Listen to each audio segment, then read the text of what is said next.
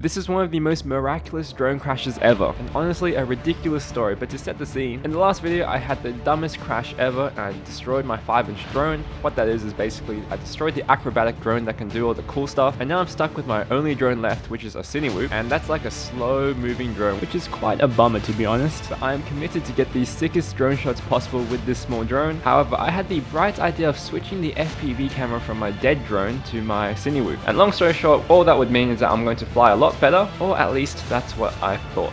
But starting the day at 6 AM, we were planning to catch the sunrise. However, it was absolutely pouring, and as you can see, it's like really misty, super foggy, kind of like a whiteout. So decided to sleep in a little bit more. 6:30ish right now, so we're gonna try and hit up the Handara Gate.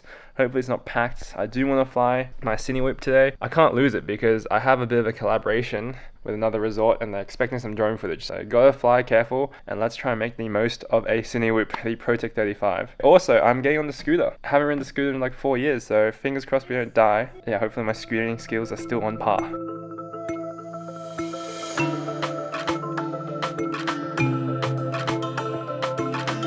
Alright, so we showed up to the Handara Gate. It's cost $10 for us to get some photos and fly the drone. There she is. Might be a bit overexposed, but we are going to do a pretty basic line with the Protect. Should be quite nice. Get my model / angel running around and it should be cool.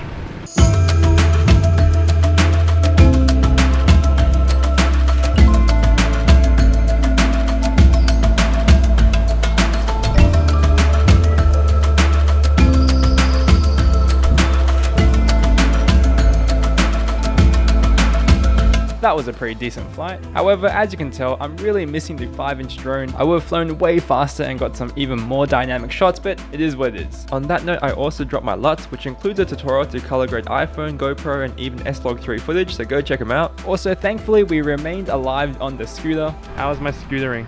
You're kind of slow. I was slow. You're getting like passed, like overtaken. Man, I value our lives here. I don't want to die. And now we have a quick pit stop to this temple before tragedy strikes again.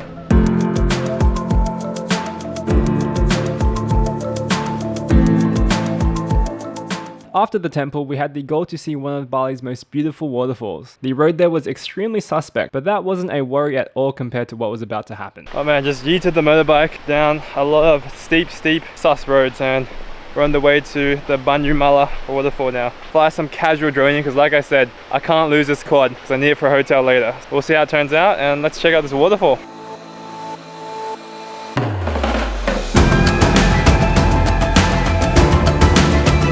We're at the waterfall right now and it's pretty sick. Have a look at that.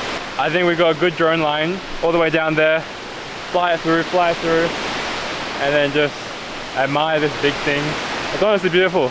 A 5-inch quad would be sick right now. There's no way I'm diving to Protect with that. For the Protect dive, you need to have a fair amount of distance to run off in, and we ain't got that here. So let's not be stupid and just get some beautiful Protect lines. Yeah, let's fly this thing.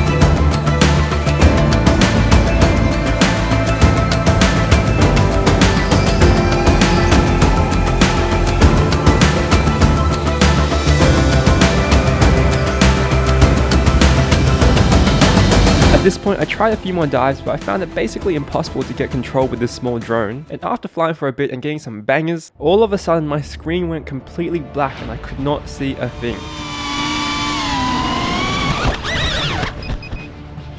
So at this point I crashed my drone blind. I have no idea where it is, and there's a huge creek underneath me. If the drone is there, it's definitely fried. There's probably 0% chance I can even get it back. And I am nervous because I literally told a hotel that I was going to fly my drone at their venue. So after some searching, I finally spotted the drone, and thank goodness it was lodged in the riverbank, but honestly inches away from falling into the river where I cannot retrieve it anymore. So my first instinct was send it straight into the bush and try and get it back. But unfortunately, it was just a bit out of reach.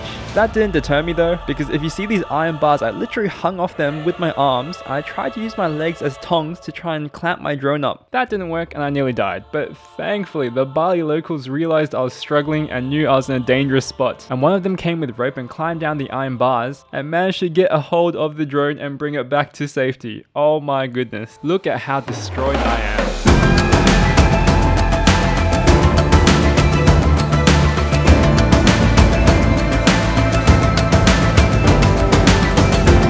We then raced home after that traumatic experience and checked into this beautiful villa. I had to do some drone repairs because I used some seawater damaged parts, but now it's FPV time. This is the plan.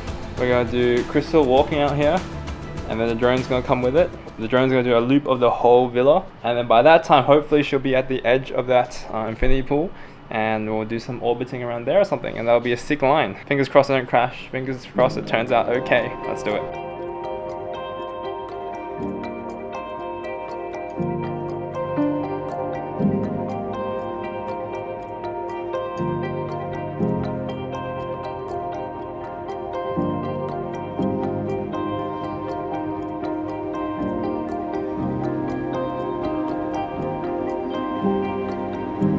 That flight was a little bit shaky, but it is what it is. I hope you've learned a lesson from this video, but regardless, I'll catch you in the next one.